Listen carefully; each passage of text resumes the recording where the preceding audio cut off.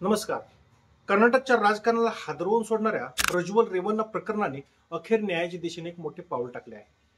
माजी खासदार आणि जनता दल सेक्युलर पक्षाचे नेते प्रज्वल रेवन्ना यांना बलात्कार आणि यौन शोषणाच्या गंभीर आरोपाखाली विशेष न्यायालयाने दोषी ठरवत आजीवन कारावासाची शिक्षा सुनावली आहे. हासनमधील पेनड्राईव्ह स्कॅन्डलने उघडकीस आलेल्या त्यांच्या अत्याचारांनी संपूर्ण देशाला धक्का बसला. जवळपास 2960 अश्लील व्हिडिओ आणि फॉरेन्सिक पुराव्यांनी सिद्ध केलेल्या या प्रकरणात पीडित महिलांच्या धैर्याने आणि कठोर तपासाने सत्तेच्या गैरवापराचा भयावह चेहरा उघड झाला आहे. हा निकाल केवळ पीडितेला न्याय देणारा नाही, तर समाजाला सजग राहण्याचा संदेश देणारा आहे. काय आहे हे प्रज्वल रेवन्ना प्रकरण आणि प्रज्वल रेवन्ना याला जन्मठेप का झाली हे आपण या व्हिडिओच्या माध्यमातून पाहूयात. नमस्कार, मी सुधीर गोडके आणि आपण पाहताय मराठी टाइम्स.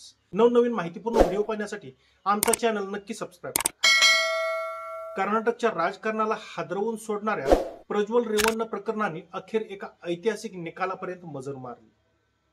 जनता दल सेक्युलर पक्षाचे माजी खासदार आणि माजी पंतप्रधान एच.डी. देवेगौडा यांचे नातू प्रज्वल रेवन्ना यांना बलात्कार आणि यौन शोषणाच्या गंभीर आरोपाखाली विशेष न्यायालयाने 1 ऑगस्ट 2025 रोजी दोषी ठरवले.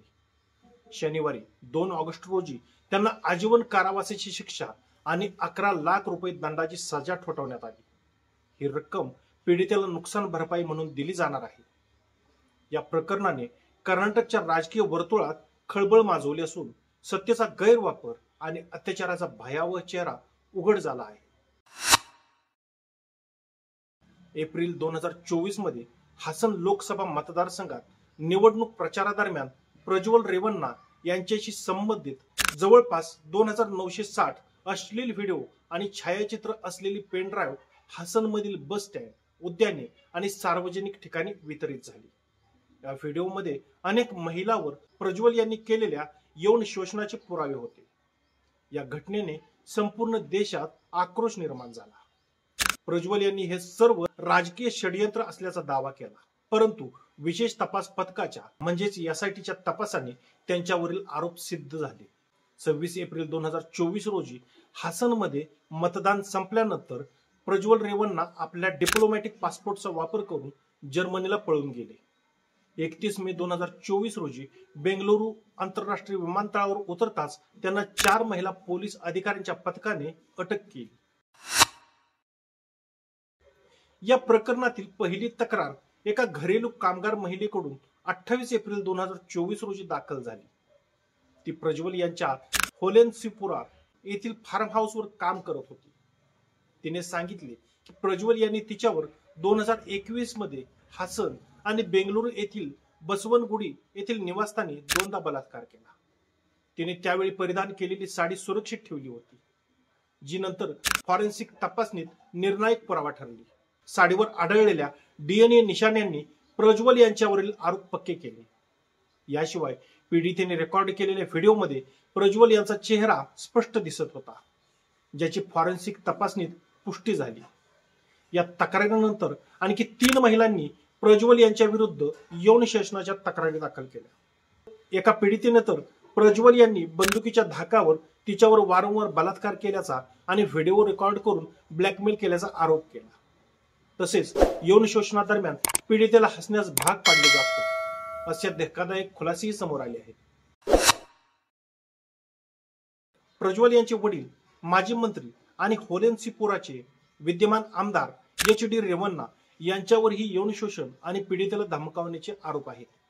एका तक्रारीनुसार पीडितेच्या आईवरही रेवन्ना यांनी अत्याचार केले. याशिवाय प्रज्वल यांची आई भवानी रेवन्ना यांच्यावर पीडितेचे अपहरण केल्याचा आरोप आहे, जेणेकरून ती तक्रार दाखल करू नये. या प्रकरणात एच.डी. रेवन्ना यांच्या विरुद्धही स्वतंत्र खटला दाखल आहे. 1 ऑगस्ट 2025 रोजी बेंगळुरूमधील विशेष न्यायालयात प्रज्वल यांना दोषी ठरवण्यात आले. सुनावणी दरम्यान प्रज्वल कोर्टात रडले आणि त्यांनी कमी शिक्षेची विनंती केली. मी मेकॅनिकल इंजिनियर आहे. माझ्या कुटुंबाला 6 महिन्यापासून भेटलेलो नाही. कोणीही स्वेच्छेने तक्रार केली नाही. हे एक राजकीय षडयंत्र आहे, असे त्यांनी न्यायाधीशांना सांगितले. मात्र 2000 पानांचे चार्जशीट, 23 साक्षीदार, 123 पुरावे आणि फॉरेन्सिक अहवाल यांच्या आधारे कोर्टाने त्यांना दोषी ठरवले. प्रज्वल रेवन्ना यांच्या यौन शोषण आणि बलात्कार प्रकरणात फॉरेन्सिक पुराव्यांनी निर्णायक भूमिका बजावली. विशेष तपास पथकाने सादर केलेल्या 2000 पानाच्या चार्जशीटमध्ये फॉरेन्सिक तपासणीतून मिळालेले पुरावे या खटल्यातील सर्वात महत्त्वाचे आधारस्तंभ ठरले. खाली या प्रकरणातील फॉरेन्सिक पुराव्यांचा सविस्तर आढावा दिला आहे. साडीवरील डीएनए निशाणी. या प्रकरणातील पहिली तक्रार दाखल करणाऱ्या घरेलू कामगार महिलेने एक महत्त्वाचा पुरावा सादर केला.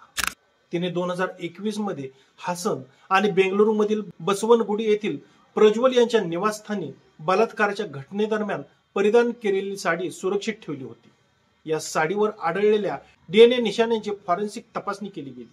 बेंगळुरू येथील फॉरेन्सिक सायन्स लॅबोरेटरीमध्ये झालेल्या चाचणीत या निशाण्या प्रज्वल रेवन्ना यांच्या डीएनएशी जुळल्या.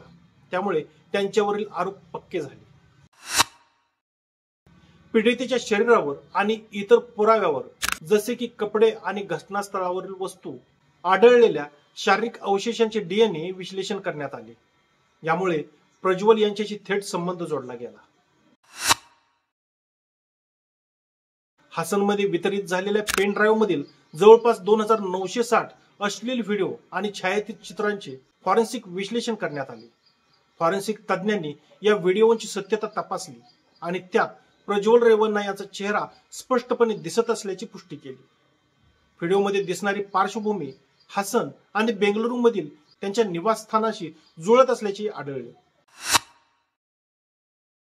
काही व्हिडिओमध्ये प्रज्वल यांनी पीडितांना धमकावण्यासाठी वापरलेल्या आवाजांचे फॉरेन्सिक विश्लेषण करण्यात आले.